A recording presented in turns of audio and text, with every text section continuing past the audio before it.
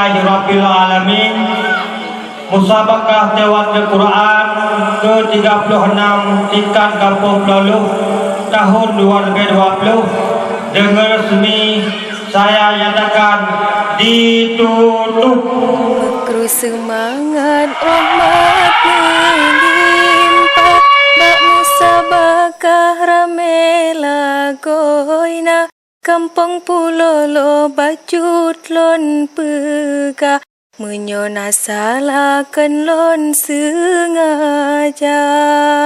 Kampung Pulolo cukup tat megah, le anak dayah jak di luar, rakyat pih rame gampang tat luar, hasil melimpah le mehlam rimba, yang buka lobang diletat megah, kilometer wablah dilanja pihna, rame tat ureng kaya mendadak, rumah metingkat motor Avanza, masjid menasa kedua tingkat, sumbangan rakyat cok mehlam rimba, ngan motor haloh lage pejabat, hoho yang tajak letat Avanza.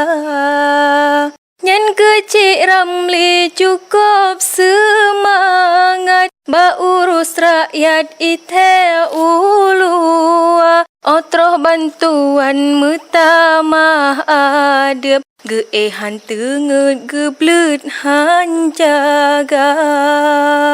Nyan jalan lanja alhamdulillah, buat pemerintah tonyo gebuka, yang cukup sayang dan abe susah, masalah gajah golom na cara, menyota pegah bak pemerintah, hitka pesalah yang tebang rimba, pada hai rimba cukup tat luar, pakon digajah rangkang dimita.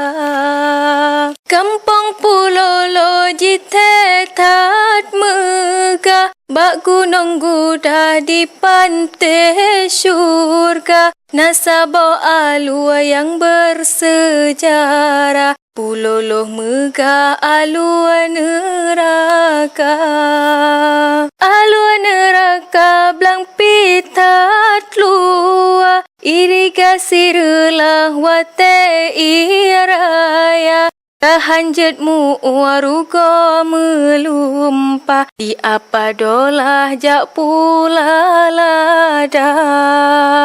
Jadi krung guru apa ya Allah, blang tungku dolah jet padang masya, mehan gebantu le pemerintah, guru metua kawafu anak.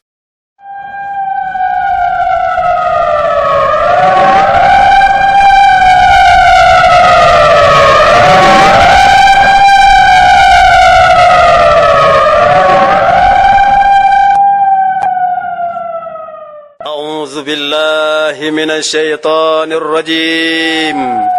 بسم الله الرحمن الرحيم. كل نفس ذائقة الموت، كل نفس ذائقة الموت، كل نفس ذائقة الموت. Bertaubatlah, bertaubatlah, bertaubatlah, bertaubatlah, bertaubatlah, karena kita banyak dosa-dosa terhadap Allah. Karena kita banyak dosa-dosa terhadap Allah, mari kita bertaubat kepada Allah. Allah yang maha menerima taubatnya hamba.